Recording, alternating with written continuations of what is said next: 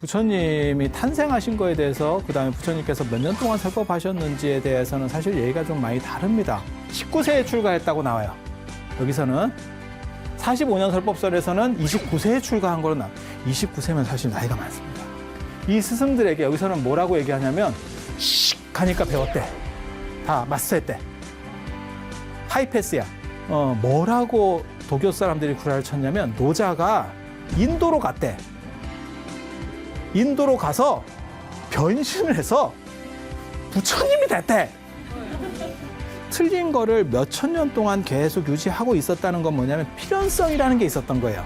그리고 틀려도 틀렸다가 아니고 왜 저 사람들은 저런 식으로 할 수밖에 없었는가 그 스토리를 알아내는 게 중요해요. 그게 공부하는 사람의 자세입니다. 자, 혹시 명상에 관심이 있으세요? 제가 얼마 전에 이렇게 정부 뭐 이렇게 하는 기관 쪽에서 뭐 이렇게 특강 같은 거를 좀 해주면 안 되느냐 그랬더니 그래서 제가 뭐 해드리면 좋을까요? 그랬더니 명상? 이렇게 얘기하더라고요. 그래서 제가 또 명상 전문가입니다.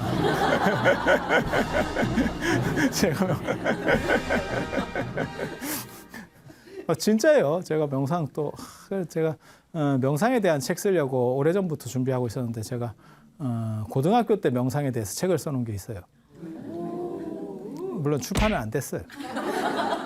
그때 제가 이런 거 밥 먹고 할 일 없을 때 우리는 그런 식으로 보냈다 일생을. 참 희한하다. 학창 시절에 그렇게 보냈다. 나도 희한하다. 생활기록부에 돈 닦고 있음 이렇게 써 있어. 내 생활기록부에 진짜. 몰라. 진짜 농담이 아니고. 제가 고등학교 때 책을 한 1000권을 읽은 것 같다. 그런데 명상이라고 하는 게 어떤 인도 문화의 어떤 특징적인 것 중에 하나거든요. 그 얘기를 잠깐만 해드릴게요. 근데 명상이 두 종류가 있어요. 하나는 집중하는 명상이 있고 하나는 관법이라고 하는 게 있어요. 관법. 이 관입니다.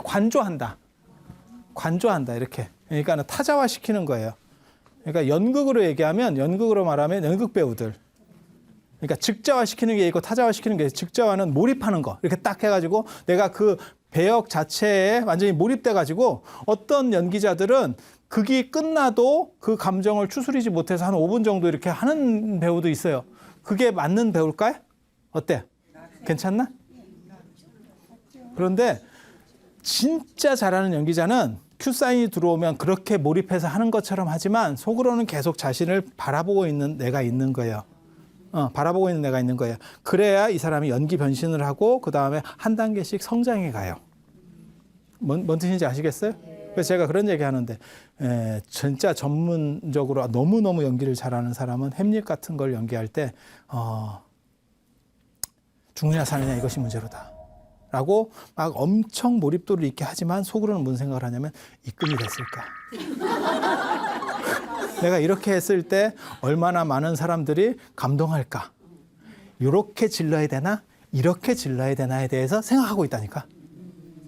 그게 연기자예요. 그러니까 몰입하는 대상과 타자화시키는 나, 이게 관조예요. 이 제3의 나를 지켜보는 나가 있으면 이런 걸 관조한다라고 하는 거예요. 관조한다라는 거, 멀리서 보는 거. 그게 더운 지방 명상법의 특징입니다. 더운 지방 명상은 두 가지 특징을 가져요. 하나는 관법. 그래서 윗바사나나 이런 것도 이렇게 멀리서 자신을 보는 거예요. 자신을 타자화시켜서 보는 거예요. 이렇게.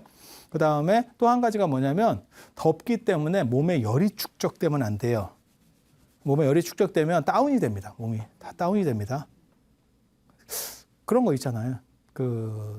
몸에 열 나면 병원 가면 어떻게 하죠? 옷 다 찢고 가위로다가 이게 이제 좀 뭐 이렇게 좀 타이트한 거 입고 있으면 가위로다가 그냥 막 찢어버립니다.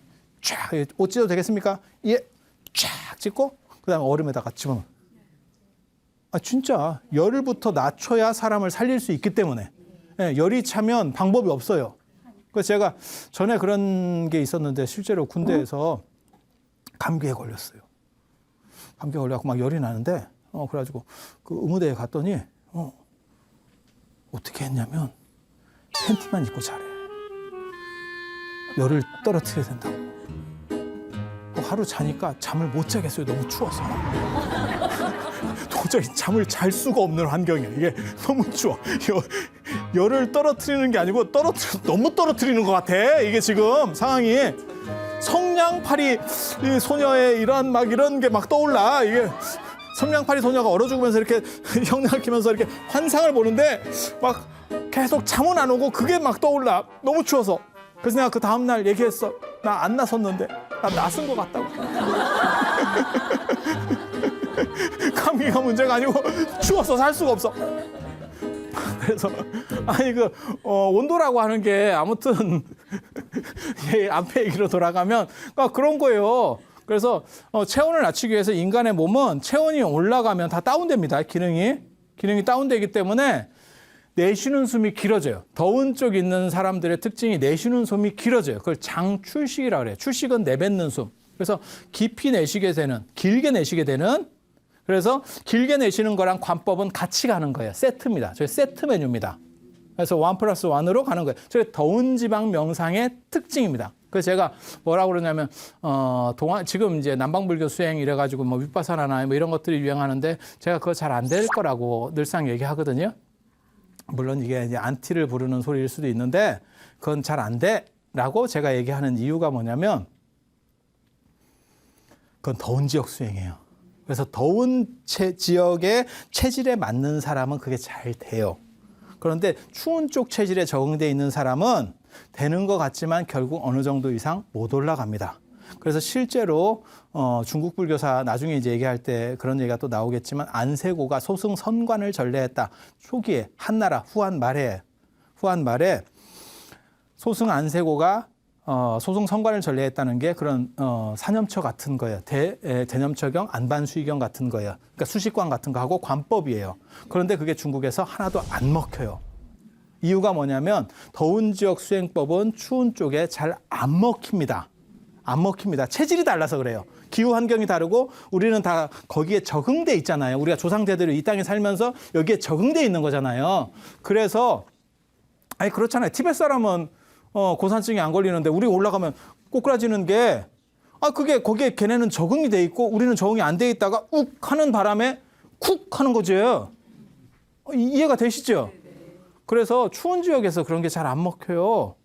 그래서 소승 선관이 전례했지만 실제로는 그것은 안 됐었고 그 뒤에 수백 년이 흐른 뒤에 수나라 때가 돼서야 천체종이라고 하는 천체종도 선종 계열입니다. 그래서 소지관, 마하지관이라고 하는 관법이 나오고 그건 저 관법하고는 약간 달라요. 더운 지역 관법하고는 약간 달라요.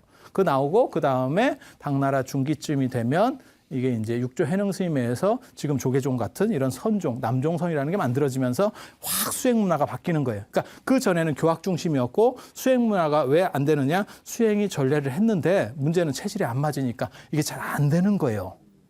뭔 뜻인지 아시겠어요?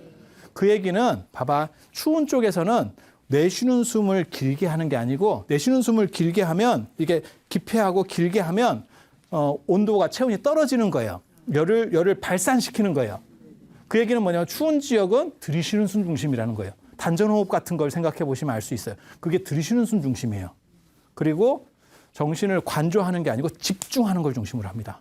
그래서 화두 같은 데 집중하라. 고양이가 쥐를 잡듯이 이렇게 집중해라. 라고 하는 식으로 바뀌는 거예요. 그래서 두 명상 문화가 완전히 달라요. 그러니까 똑같은 선이라는 글자를 써도 인도 선하고 중국 선하고는 완전히 다릅니다. 그래서 도노라는 개념은 사실은 중국적인, 동아시아적인 사유에서만 나오는 거예요. 인도는 전부 차제적인 겁니다. 차제적인 거. 제가 얘기하는 것은 무엇이 옳다를 얘기하는 게 아니에요. 어떻게 다르다를 얘기하는 거예요. 그리고 우리에게는 무엇이 맞다를 얘기할 수 있어. 옳다가 아니고 맞다를 얘기할 수 있어. 이게 조금씩 단어가 다른데 큰 차이입니다. 그래서 관조를 하면 이게 저희 관법 중심으로 하면 어떻게 되는 거냐면 이게 초월 명상으로 갑니다. 초월 명상. 그래서 초월 명상은 뭐냐면 내면으로 깊이 들어가서 외부의 감각이 다 차단돼 버려요. 그래서 밖에서 어떤 일이 일어나는지 모릅니다. 그래서 실제로 부처님 경전, 초기 경전에 보면 뭐라고 나오냐면 어떤 사람이 와서 부처님한테 얘기해. 어떤 수행자가 와서 우리 선생님이 얼마나 대단하신 줄 아닙니까? 이렇게 약을 팔아. 그 부처님이 아니고 자기 선생님. 다른 종교의 사람이에요. 이 사람이 수행자야. 그래서 얼마나 대단하신 줄 압니까? 우리 선생님께서 나무 밑에서 명상을 하고 계셨는데 왜 인도에는 나무 밑에서 명상을 할까요?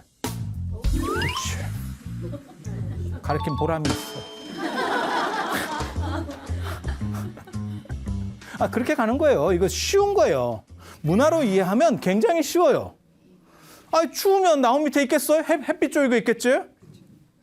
그래, 유럽 사람들 그 일광욕에 미치는 게, 걔네는 일조량이 적으니까. 그럼 아프리카 사람이 일광욕 하겠어요? 그러니까 문화가 다른 거죠.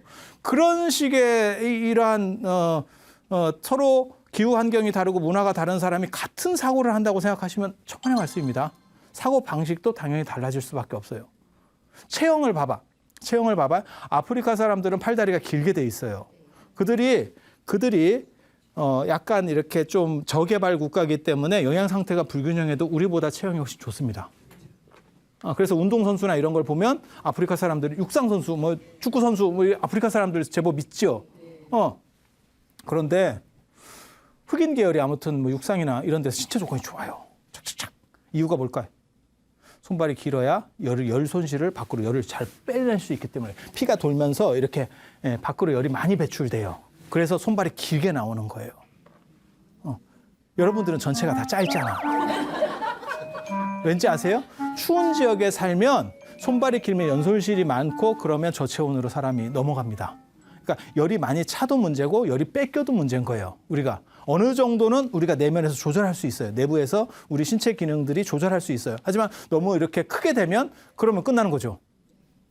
아니 그렇잖아요. 그래서 우리는 여러분들 체질이 제가 그렇게 얘기하거든요. 우리가 약간 거북이 체형이거든요. 그래서 몸통이 길고 그게 채식을 중심으로 해서 그래요. 채식을 하면 소화기관이 길게 돼 있어요. 이게 빨리 소화가 안 되니까 이게 위장기관이 길어요. 이게 내장기관이 길어요. 거기에다가 손발이 길 수 없는 이유는 추운 쪽에 살았기 때문에. 그래서 완전 거북이같이 되는 거예요. 이렇게. 좀 잘고 그다음에 짧고 길고 이렇게 되는 거예요. 그리고 육식을 하게 되면 육식 중심이 되면 내장기관이 상대적으로 짧습니다. 소화를 빨리 시키기 때문에. 그래서 몸통은 좀 작고 그다음에 더운 지역에 살면 손발이 길어지는 거예요.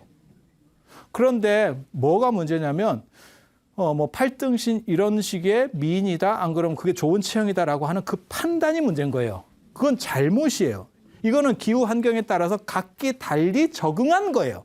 그러니까 최적화된 거지 무엇이 우월한 게 아니에요. 그러니까 마치 자꾸 우리가 서구화되면서 무슨 일이 벌어지냐면 전에 그런 것도 유행했었어요. 몇 년 전에 180 이하는 루저다. 그런 얘기 들어보셨잖아요. 근데 그거는 굉장히 잘못된 얘기예요. 그거는 사람마다 다른 거예요. 그리고 실제로 미감이라고 하는 게 지금은 우리가 너무 서구 쪽에 경도돼 있기 때문에 그들의 미감을 받아들여서 우리를 비하시키는 거지. 동아시아가 한참 잘 나갈 때는요. 동아시아적 미감이라는 게 있다니까요. 마찬가지예요. 그래서 그런 것들은 비교 대상이 아니에요. 단 잘못된 판단 기준을 가졌을 때는 문제가 생기는 거예요. 그래서 여러분들 같이 5등신이라도 저는 별 문제가 없다고 봐요. 5등신이 뭐 어때서 그래? 그 5등신을 반영하는 아주 기가 막힌 게 불교에 있어요. 부처님이에요. 불상, 조선시대 불상 봐봐. 일어나면 5등신입니다. 왜? 우리 사람들이 그 당시에 그랬던 거예요. 그걸 반영하는 거예요. 왜? 우리 모습을 반영해서 부처님한테 투영시키고 우리 중에서 가장 이상적인 모습을 거기다가 이렇게 반영시켜서 불상을 만들거든요. 그래서 불상이 어떻게 생겼는지를 알면 그 당시 사람들이 어떤 미감을 가졌는지를 알 수 있어요. 이해가 됩니까? 그렇게 되는 거예요. 그래서 이거는 우열의 문제가 아니에요. 명상도 마찬가지예요. 이게 우열의 문제가 아니에요. 어디가 최적화되어 있는가라고 하는 최적화의 문제인 거예요. 그래서 제가 그런 얘기 하거든요. 남방의 수행법이 아마 우리가 지금 아열대 기후로 조금씩 바뀌고 있으니까 뭐 배추도 없어지고 이런 얘기 들어보셨잖아요. 뭐 저 강릉에서 커피가 되고 뭐 차가 재배가 되고 뭐 이런 얘기 들어보셨죠? 좀 있으면 배추가 없어진대. 그런 거 있잖아요. 그래서 그런 상황이다 보니까 아마 앞으로 한 100년이나 200년쯤 지나서 우리 후손들은 남방 쪽 수행이라든지 저런 더운 쪽 수행도 충분히 가능할 수 있을 것 같아. 하지만 지금은 아마 잘 안 될걸? 제가 그렇게 얘기를 하거든요. 그렇게 얘기하거든요. 그래서 이 체질이라고 하는 게 있어요. 저는 술을 안 먹습니다. 안 먹기도 하고 못 먹기도 하고. 평생에 태어나서 다 먹은 걸 쳐도 아마 글라스로 한두 잔 정도는 될까? 그냥 잔 따라 놓고 이렇게 하고 마시고 이런 정도, 입대는 정도? 안 먹는 이유는 간단해요. 뭐 스님이기 때문에 이런 거 다 필요 없고 저는 특별한 소신이 있기 때문에 특별한 소신. 달면 삼키고 쓰면 뱉는다라고 하는.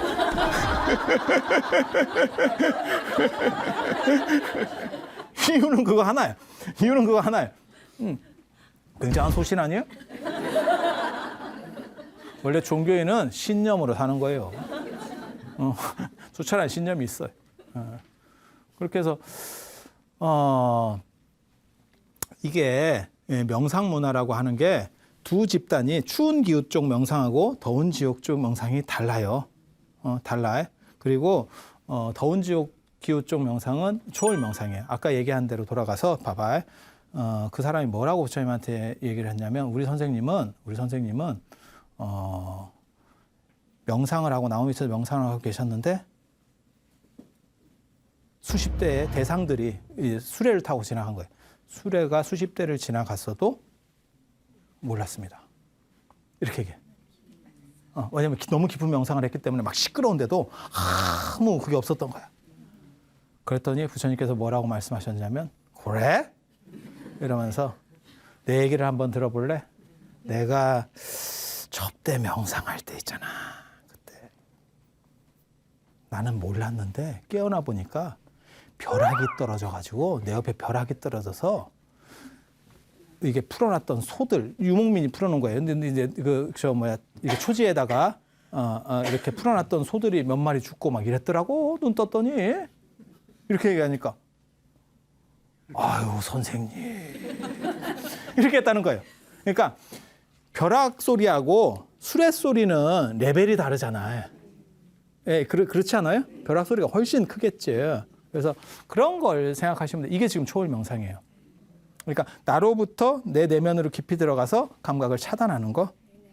이런 쪽이 더운 쪽 명상들이에요. 더운 쪽 명상이에요. 그러면 선종이나 이런 추운 쪽 명상은 어떤지 아세요? 선에서 얘기하는 거는 활발발이라고 하는 거예요. 성성적적. 그러니까 예를 들어서 참선을 하고 있어. 어떤 스님이 참선을 하고 있어. 옆에서 야 그러면 왜? 이렇게 나와야 돼. 이게 참선 잘하는 사람이에요. 늘상 깨어 있어야 돼. 집중은 하고 있대 깨어 있어야 돼. 그리고 아까 같이 저 인도식으로 저렇게 내면으로 확 들어가가지고 감각이 차단되잖아요. 그걸 뭐라고 그러냐면 흑산귀굴에 빠졌다고 얘기해요. 그러니까 완전히 차단돼서 이 세계로부터 벗어났다. 실제로 율장에 보면 재밌는 게 있어요. 비구니 스님들 같은 경우는 따로 혼자 명상하지 마라 라고 하는 계율이 있어요. 이유가 뭐냐면 이상한 사람들이 더듬어요. 초월 명상을 하니까 더듬어도 모르는 거예요. 그래서 그런 문제들. 남자는 뭐 그런 별일이 별로 없으니까 그게 남자 쪽에는 없는데 비구니 쪽에 그런 조항이 있어요. 그러니까 인도 명상 문화의 어떤 흐름, 어떤 특징 이런 것들을 알 수 있는 거죠. 그래서 부처님 저 인도 명상이라고 하는 것과 중국 쪽 명상은 달라요. 그래서 이 차이를 이해하는 게 굉장히 중요해요. 굉장히 중요해요. 그건 나중에 선종 얘기할 때 또 얘기가 또 나올 겁니다. 그리고 인도 명상에는 다 신통이라고 하는 개념이 존재하고요. 중국 명상에는 신통이 없어요. 그건 세계관 문제 때문에 그래요. 그런 얘기들도 나중에 해드릴 거예요. 이 관법을 통해서 중도로 깨달음을 얻으세요. 뭐 출가하고 수행하고 뭐 이런 얘기는 다 자체하고 그건 부처님 생애랑 관련된 얘기에서 들으시면 되고 중도로 깨달음을 얻으세요. 연기 중도라고 하는 게 부처님의 깨달음입니다. 연기는 관계성이라고 하는 거고 그 설명들을 이제 드릴 거예요. 모든 것은 관계로다가 규정 지어진다. 관계로 규정 지어진다. 사대설이라고 들어보셨어요 혹시? 지, 수, 화, 풍. 지, 수, 화, 풍. 지, 땅. 수, 물. 그 다음 화, 불. 풍, 바람. 이 네 가지. 예. 이게 어떻게 보면 아리안족의 어떤 모호 문화에서 시작됐지 싶어요. 그래서 히랍 철학에도 이 얘기가 나오고 그 다음에 바람이나 공기나 뭐 비슷하잖아요, 그죠? 그래서 이제 저 인도 쪽에도 이 얘기가 있어요. 이거 어떻게 생각하면 되냐면요. 물론 우리가 볼 수 있는 요소들이라고 볼 수도 있어요. 중국에도 저런 비슷한 게 있습니다. 오행, 목화토금수, 나무, 불, 토, 흙, 금, 쇳덩어리, 그 금속이라는 뜻이에요. 그러니까 동 이런 거예요. 그게 만들어질 때는 아마 오행이 만들어지고 어쩌고저쩌고 얘기될 때는 그 홍범구주에서부터 나오는데 그때는 쇠가 없었을 수도 있어요. 그 다음에 목화토금수니까 물, 뭐 이런 거 우리 주변에서 볼 수 있는 것들을 가지고 요소적인 얘기들을 하는 거거든요. 그건 어떻게 보면 전 세계적으로 어느 정도 있었던 그런 얘기들이에요. 뭘 분리해 보면 이렇게 분석해 보면 그리고 저 사대설을 제일 이해하기 쉽게 설명을 해드리면 저게 죽음의 문제라고 보시면 돼요. 제가 저승꽃이 많이 핀 사람으로서 이제 별로 얼마 안 남은 사람으로서 얘기를 해주면 사람이 죽으면 인도는 시체를 버리는 문화가 있어요. 유기 문화가 있어요. 화장은 오히려 그보다 뒤쪽일 거라고 저는 추정을 하거든요. 화장과 윤회 문화는 아리안족 건지 정확하지 않아요. 약간 아예 화장은 아리안족 거고 그 유목민 문화고 윤회는 인도의 원주민들 쪽에 가까울 거예요. 가까울 거예요. 그리고 인도 원주민들, 그러니까 원래 살던 사람들의 전통 문화에는 시체를 유기하는 문화가 있어요.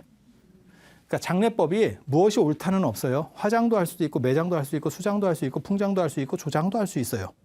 다 여러 가지 방식도 있고 애장도 있어요. 벽에다가 이렇게 절벽 중간에다가 관을 넣는 방식도 있어요. 그걸 애묘라고 하는 거거든요. 그런 방식들이 여러 가지가 있어요. 어떤 게 잔인하고 어떤 게 잔인하지 않고 그건 아무 의미가 없어요. 다 그들의 방식이에요. 이건 장자에서부터 그런 얘기가 나와요, 벌써.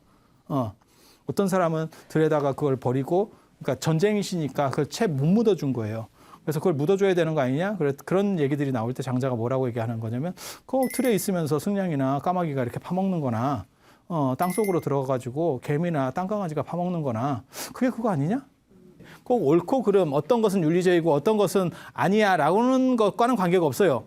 그러니까 대부분 시체를 쉽게 유기하거나 버리는 문화가 있는 데는 그러니까 내세관이 뚜렷한 거예요. 그래서 죽은 뒤에 영혼이 저쪽으로 넘어간다고 생각하는 거예요. 그래서 시체라고 하는 거는 마치 입다 낡은 옷과 같은 거예요. 그러면 여러분도 굉장히 처음에는 애지중지하고 옷을 입다가 나중에 의류수거하면 그냥 버리잖아. 그걸 비윤리적이라고 말할 수 있어? 그렇게 보는 집단도 있는 거고 어떤 집단은 그 시체 속에 그분의 무언가가 좀 남는다고 생각하는 거예요. 그러면 그 시체 숭배 문화가 있어. 그게 동아시아 전통 같은 경우는 시체 숭배가 있는 거예요. 그래서 부모님 시체 뭐 이런 어떤 의미가 있는 거예요. 선산 뭐 이런 의미들이 있는 거죠. 그러다 보니까 뭐가 있어요? 부관 참시 같은 것도 있는 거잖아요. 죽은 사람 시체에 허리를 자른다 뭐 이런 얘기까지 있는 거잖아요. 그래서 이게 죽음과 관련된 이야기들이에요. 그래서 사람이 죽으면 바람이 빠진대. 호흡이 정지. 그 다음에 몸이 식는데. 그 다음에 물이 생긴대. 그 물을 염이라 그래요. 그래서 그 물도 염이락하고 물을 막는 것도 염이라 그래요. 그래서 염한다. 예. 그 다음에 이제 단단한 거 이런 것들이 이제 삭는다. 그래서 이거 어떻게 보면 이게 죽음과 관련된 걸 수도 있어요. 그렇게 해석할 수도 있어요. 그리고 삼가설이라고 하는 것도 있거든요. 이게 다 요소설이에요. 삼가설. 이게 과목이라는 뜻이에요. 세 가지 과목. 그게 온척이에요. 5온 12처 18개. 5온 12. 그러니까 요소로서 세상을 보는 거예요. 그냥 간략하게 말씀드릴게. 이게 쉽게. 12처라고 하는 건 뭐냐면 감각기관. 안, 눈, 이, 귀, 비, 코, 그 다음에 설, 혀, 신, 몸, 그 다음에 뜻, 정신. 그리고 여기에 대응하는 게 눈으로는 빛을 보고 색을 보고 그 다음에 귀로는 소리를 듣고 코로는 냄새를 맡고 혀로는 맛을 보고 몸으로는 촉감을 느끼고 뜻으로는 생각을 하는 거죠. 이게 법이라고 하는 건데 뜻만 움직일 수 있는 게 있대요. 뜻만 움직일 수 있는 게. 생각만 움직일 수 있는 거. 뭐가 있을까요? 외부 반응 없이 생각만 움직일 수 있는 것도 있을까? 그러니까 빛을 보면 이게 흰색이네. 이거는 외부 반응과 관련된 거고 그냥 머리만 돌아가는 거. 그건 뭐가 있을까? 기억. 회상, 추상, 상상, 공상. 그다음에 뭐 미래에 대해서 이렇게 추론해 보는 거. 이런 거 머리만 갖고 돌아가죠. 거기서 이 법이라고 하는 건 사실은 그걸 얘기하는 거예요. 이 법이라는 글자가 굉장히 어렵습니다. 근데 그거 다 필요 없어요. 여러분들은 그렇게 복잡한 거 안 하셔도 됩니다. 그래서 이 두 가지를 얘기하는 감각기관에 대한 이야기, 이런 게 12처예요. 이게 12개라고 그래요. 12처. 그다음에 그것들 사이에서 어떤 느낌이 생기는 거, 그거를 하나씩 중간에 추가를 하면 18개가 되는 거예요. 그러니까 어떤 요소를 통해 가지고 나를 분절시켜 가는 거예요. 그러니까 관법을 통해서 나의 의식들을 이렇게 끊어가는 거예요. 모든 것은 사슬처럼 연결돼 있대. 이게 굉장히 중요해요. 새끼줄처럼 연결돼 있는 게 아니고 사슬처럼 연결돼 있는 거야. 세상이라고 하는 거는, 내가 느끼는 모든 것들은 사슬처럼 연결돼 있다는 거하고 새끼줄하고 뭐가 다른지 아세요? 새끼줄은 한 몸입니다. 사슬은 하나씩 닫혀 있는 구조예요. 그렇지만 이걸 당기면 이게 움직이죠. 요거는 그냥 한 덩어리인 거고, 이거는 사실은 낱낱이 하나의 파편이에요. 유닛이에요. 그죠? 하나씩 하나씩 다 개별적인 거예요. 하지만 연결되어 있기 때문에 이것들이 하나로 움직이는 거예요. 이 중에 하나의 고리만 끊으면 이 사슬들은 작동하지 못해요. 그렇게 만드는 게 깨달음이에요. 저들이 얘기하는 깨달음은. 왜 저들이라고 표현하냐면 저건 부처님 이전 얘기예요. 이전 얘기예요. 이전 얘기예요. 그래서 삼과서 제일 쉬운 거, 그냥 가장 쉽게 그냥 비유를 하나 들어드릴게요. 오온, 색수상행식이라고 하는 거거든요. 색수상행식.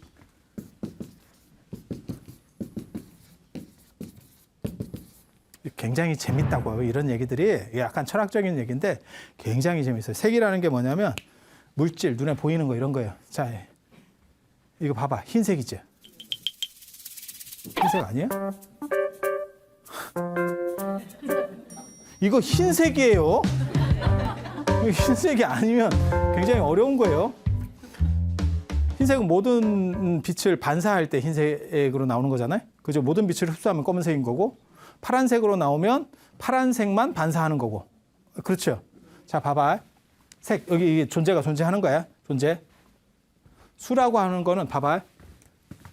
여기에, 그럼 그냥 쉽게 얘기해. 이게 파란색이잖아. 이게 파란색. 이 칠판이 지금 파란색. 그죠? 파란색. 이걸 어떻게 우리가 보냐면 빛이 있어야 돼요. 빛이 없으면 이걸 못 봅니다. 빛이 이쪽으로 와서 내 눈을 때리는 거예요. 맞죠? 그죠? 빛이. 그러면 요 눈이 요걸 받아들여. 이 색 정보를 받아들여. 그죠? 그러면 눈에 어떤 상이 맺혀. 여기 상이 맺힌다고. 카메라하고 똑같은 거잖아요. 상이 맺혀. 그러면 그 상이 맺힌 게 뇌파를 타고 들어가. 뇌로 흘러가. 그렇게 하면 우리가 무슨 생각을 하냐면 기존에 있었던 생각들하고 맞춰봐. 그래서 무슨 결과를 내요? 칠판 이렇게. 아니면 파란색이라고 하기는 좀 그렇다. 이런 식으로 가는 거예요. 이렇게 연결해서. 이거는 하나하나는 닫힌 사슬 구조예요. 그런데 이게 이렇게 겹쳐 있는 거예요. 그래서 이렇게 연결되면 우리 의식들이 작용을 하는 거예요. 소리도 마찬가지예요. 어디서 이렇게 소리가 나. 그러면 이 소리가 여기서 나서 내 귀로 전달된 거죠. 그러면 그게 그렇게 전달되는 게 수예요. 수. 그러면 이게 받아들이는 거야. 내 고막이. 그럼 거기에 어떤 소리가 울림이 맺혀. 그러면 그게 내 뇌로 전달이 되죠. 어떤 전류를 타고 이렇게 흘러가는 거죠. 그리고 나서 이거는 칠판 때리는 소리. 이해가 됩니까? 이게 인간이 어떻게 생각하는지에 대한 어떤 생각 구조를 얘기하는 거거든요. 생각 구조를. 그리고 저런 것들이 파괴가 되면 어느 구조든지 한 구절만 끊어져 버리면 전체가 작동을 못 한다는 거예요. 그러면 번뇌라고 이를 만한 것이 없대. 번뇌라고 할 만한 것이 없대. 할 만한 것이 없대. 이런 게 이제 5온 12처 18개 뭐 이런 내용들이에요. 그래서 여기는 내면에 집착하는 사람, 여기는 물질에 집착하는 사람, 정신에 집착하는 사람, 물질에 집착하는 사람, 정신과 물질에 모두 집착하는 사람들을 위해서 이런 얘기들을 했대. 옛날 사람들 얘기해. 부처님 이전에. 그런데 부처님께서는 거기서 무엇을 얘기하냐면 연기설. 부처님께서 깨달으신 게 연기예요. 연기. 예, 연기. 모든 것은 관계 속에 규정 지어질 뿐이다. 감각이라고 하는 것도 전부 관계다. 좀 어려운 것 같은데 이게 쉽다고요. 제가 제 책에서는 뭐라고 썼냐면 개새끼라는 표현을 썼어요. 개새끼는 실제냐? 에 대한 얘기를 했다고. 굉장히 재밌는 얘기예요. 욕을 하는 게 아니에요. 봐봐. 이건 너무너무 창의적이지 않아? 사람은 개를 얘기하면 제가 개라는 발음을 할 때 이 세 발음을 동시에 할 수는 없습니다. 사람이. 동시에 할 수는 없어. 개를 말하고 새를 말하고 끼를 말하는 거야. 개를 말하는 게 현재, 새를 말하면 이거는 과거가 되고 이게 현재가 돼요. 그 다음에 끼를 말하면 이거는 또 과거가 되고 이거는 현재가 돼요. 그러면 내 머릿속에 과거 두 글자하고 현재 한 단어를 결합해서 개새끼라는 게 완성이 되는 거예요. 그리고 나서 저 사람이 욕을 한다는 판단이 성립돼. 욕일 수도 있고 욕이 아닐 수도 있어요. 저거는. 그런데 분위기를 딱 판단해가지고 저건 지금 욕을 하고 있어. 아니면 저거는 강아지를 얘기하고 있어. 그건 우리가 판단해야 되는 거야. 안 그러면 그냥 재밌게 설명을 해주려고 하는가 봐. 악의적 의도가 없어. 지금. 그런데 이제 듣고 판단하는 PD분이 이거는 방송에 좀 문제가 있는 것 같다. 이러면 또 자르겠지. 이런 걸 안 자르게 하려면 분위기가 좋아야 돼. 분위기가. 아니 근데 욕을 하려고 하는 게 아니에요. 이거는 과거 현재들을 연결해서 어떠한 것들을 판단. 그러니까 이게 관계성이라는 거예요. 지금. 이 관계성들에 의해서 단어가 만들어지는 거고 이거는 현실적으로 세 개가 동시에 뚝 오는 게 아니요. 하나가 오는 걸 가지고 우리가 관계성을 해서 개새끼들하는 단어를 먼저 하나를 만들어내고 그 다음에 그것이 분위기를 봐서 이것은 나를 지칭하는 욕인가? 안 그러면 이거는 진짜 강아지를 얘기하는 건가? 안 그러면 이거는 설명을 위한 수단인가?에 대한 판단을 하는 거지. 여러분들은 지금 설명을 쉽게 하기 위한 수단이라고 생각하기 때문에 화를 안 내는 거지. 그치? 분위기가 좀 찝쭈그리한데? 현재는 뭐만 있어요? 현재는 만약에 내가 끼를 발음했으면 끼만 있는 거지. 그래서 현재만 얘기하면 실제로 이것들은 전부 분절을 해서 끊어져 버리는 거예요. 그러니까 번뇌라고 할 만한 게 없지. 모든 것은 이런 관계의 구성이 하나가 있고 현재에서 우리가 맞춰보는 관계의 구성이 또 하나가 있는 거예요. 그러니까 욕인가 강아지인가 아니면 설명인가에 대한 판단. 그게 다 연기관계라는 거예요. 그러니까 모든 것은 그런 관계성 속에서 재규정되는 거지 의미부여가 되는 거지 실제로 어떤 실체가 딱 중요한 것 존재하는 것은 아니야. 어렵지. 네. 북두칠성 봐봐. 북두칠성. 내가 북두칠성이 있어. 북두칠성 아시죠? 국자가 언뜻 보기에는 북극성이 지구 기울기하고 같아요. 같은 거의 비슷한 축선에 있어. 그래서 북반구에서는 북극성은 움직이지 않아. 남반구에서는 남극성이 움직이지 않아. 근데 우리는 북반구 쪽에 있으니까 남극성을 볼 일이 없어요. 남반구에 사는 사람이 아니니까. 그러니까 우리는 북극성 중심이야. 그래서 중국에서 늘상 뭐라고 나오냐면 북극성은 황제와 같다. 임금이기 때문에 북극성은 안 움직이고 모든 주변에 있는 다른 별들이 움직인다. 그건 신하들이라고 하는 거예요. 이해가 되죠? 그런데 북극성을 중심으로 북두칠성이 있어. 북두칠성 이건 작은 곰자리, 북극성은 큰 곰자리에 있어. 이게 북극성을 중심으로 이렇게 돌아요. 그래서 그거를 만드는 게 사실은 유판이에요. 유판. 네, 그렇게 해서 북극성이 네 개를 붙인 거야. 가운데 북극성 하나를 놓고 북두칠성 4개를 붙이는 거예요. 그게 유목민들은 길을 찾을 때 북두칠성을 보고 길을 찾기 때문에 그래요. 그래서 유판을 왜 놀이를 만들었느냐? 저거를 유목문화에서는 길을 못 찾으면 엉뚱한 데로 가요. 초지에서는. 이렇게 농경문화나 이런 데서는 북밖에 살고 그 다음에 우리가 산이 많은 데서는 산을 통해서 지형지물을 보고 길을 찾아요. 하지만 이런 초지라든지 황무지 얘기하는 거예요. 황무지. 진짜 초지가 아니고 대관령 목장이 아니고 유목민들이 사는 황무지에서는 이 방향이 아니면 길을 못 찾아요. 그러니까 놀이를 빙자해서 그걸 가르쳐 주는 거예요. 봄, 여름, 가을에 북두칠성이 이렇게 있어 라고 가르쳐주고 너는 그 방향으로 가면 돼. 그건 생존에 있어서 너무 중요한 거기 때문에 그렇게 가르쳐주는 게 유판이에요. 그래서 유판은 선사시대 쉽게 말해서 암각화 유적에서 나와요. 가장 오래된 이 북두칠성이 언뜻 보기에는 이렇게 우리가 국자형으로 생겼다고 생각하지만 실제로는 다 지구에서 볼 때 다 제각각으로 떨어져 있는 별들이에요. 같이 있는 별들이 아니고 우리가 눈으로 볼 때만 국자 스타일이야. 그런데 그 국자 스타일도 실제로는 수백만 년 전에 그 국자 형태야. 지금 현실에서는 지역 별들이 다 찢어져 있어. 왜? 별들은 다 따로따로 움직이고 있기 때문에. 무슨 얘기냐면 이 별이 예를 들어서 지구에 도착하는데 이 별빛이 지구에 도착하는 거잖아요. 이게 100만 광년이 걸렸어. 그럼 우리는 100만 년 전 빛을 보고 있는 거야. 그런데 이것도 100만 년 전 게 아니고 이거는 200만 년 전 거를 보고 있다고. 왜? 별들이 다 위치가 그러니까 우리 눈에는 지금 평면으로 보이지만 실제로는 저건 다 입체거든. 이거는 300만 년 광년 전에 있었어. 그럼 300만 광년 전 거를 보고 있는 거야. 그러니까 우리가 실제로 보고 있는 별들은 실제로 별이 죽어 있는 잔영이고 그 자리에는 없어요. 300만 년 동안 움직인 지금 현재는 이 자리에 있는 거고 우리가 보고 있는 건 이 자리 걸 보고 있는 거예요. 그리고 이 세트라고 생각하고 있는 것도 실제로는 우리가 우리식으로 연기해서 그 관계성 속에서 7개라고 보고 있는 거지 실제로는 전혀 관계없어. 쟤네들은. 그러니까 멀리 떨어진 놈은 500만 광년에 떨어진 놈이 있으면 걔가 훨씬 더 밝은 거예요. 왜? 100만 광년 떨어진 애보다. 그러니까 우리가 북두칠성이라고 규정하고 있는 것들이 실제로는 관계성 속에 존재하는 거지 현실 속에 존재하는 게 아니에요. 그러니까 인간이 느끼고 생각하는 모든 것들은 실제로 관계성에 있는 거지 어떤 실체가 존재하지 않는다. 그게 연기설이에요. 오래간만에 철학적인 얘기를 한다.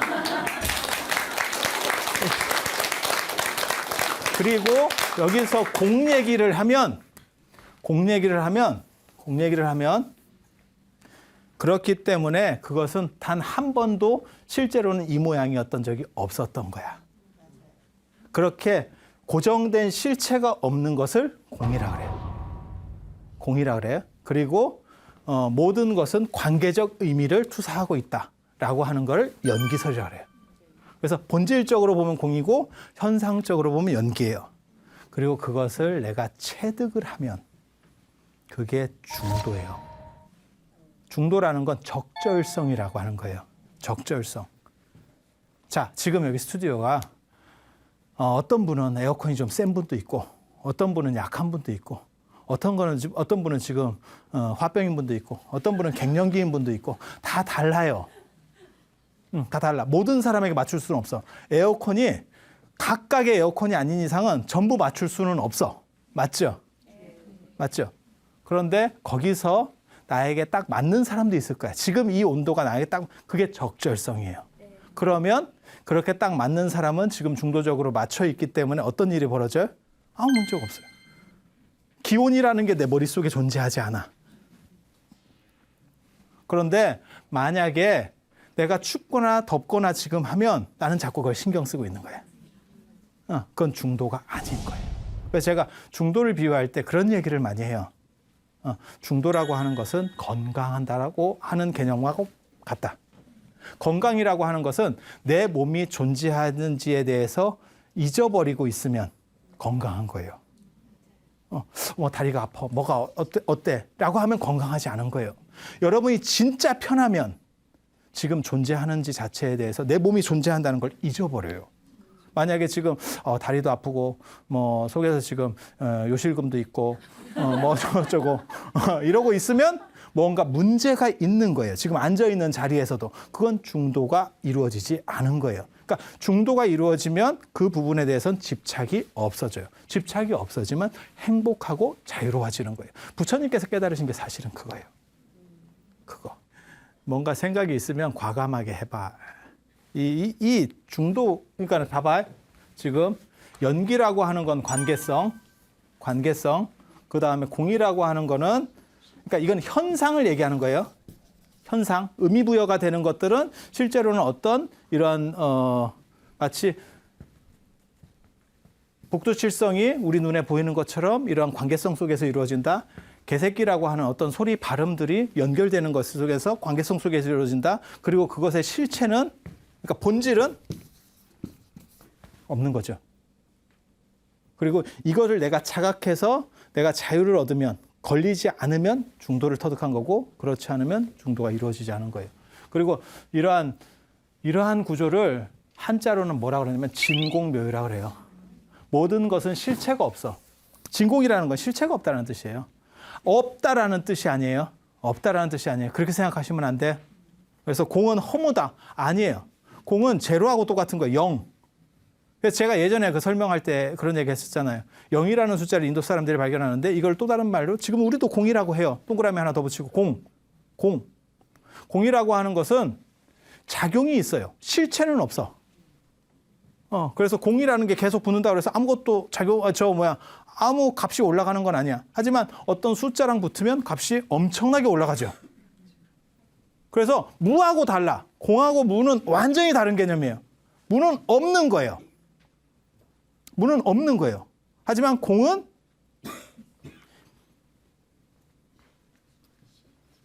실체가 없지 현상은 존재하는 거예요. 마치 꿈을 꾸는 사람에게 꿈은 공과 같은 거예요.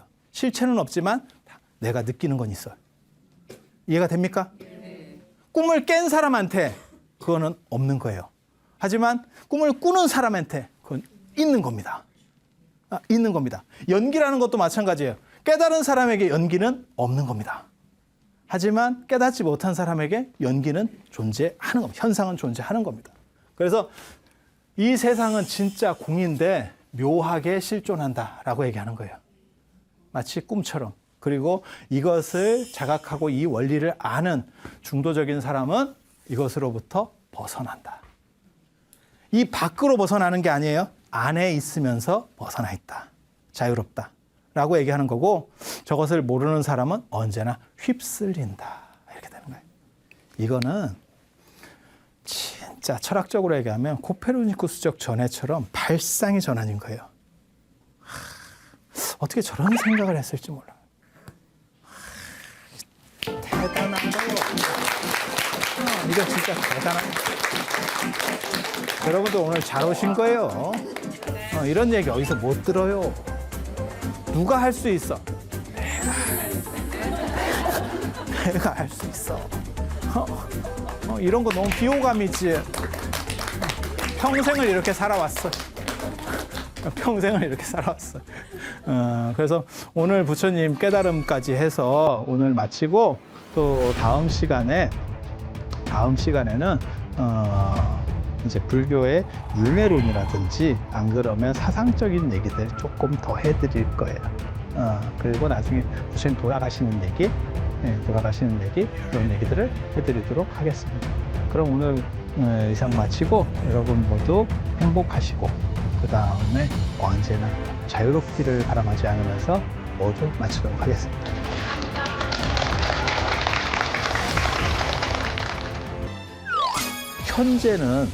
현재를 볼 수 있을까요? 현재는 못 봐요. 그러니까 현재는 지금 시간이라고 하는 것은 무엇이냐? 이렇게 되는 거예요. 모든 것은 그 자체로 비교될 게 없고 그럼으로써 모두는 그것을 알면 행복해라고 하는 게 사실은 그 안에 들어있는 키워드예요. 근데 분위기가 상당히 좀 그 유일성을 자각할 수만 있으면 이 세상에 행복하지 않은 것은 없어요. 그거를 존재적 행복이라고 하는 거예요. 존재적 행복이라는 건 뭐냐면 나는 고통스러워라고 해도 그 존재 자체는 비교 대상이 없기 때문에 유일 존재로서의 행복이라고 하는 걸 가지는 거예요. 깨달은 사람에게 현실 아니면 윤회라고 하는 것은 존재하지 않는 것. 하지만 그렇지 않은 사람에게 이것은 분명히 실제하는 것이라고 얘기하는 거예요.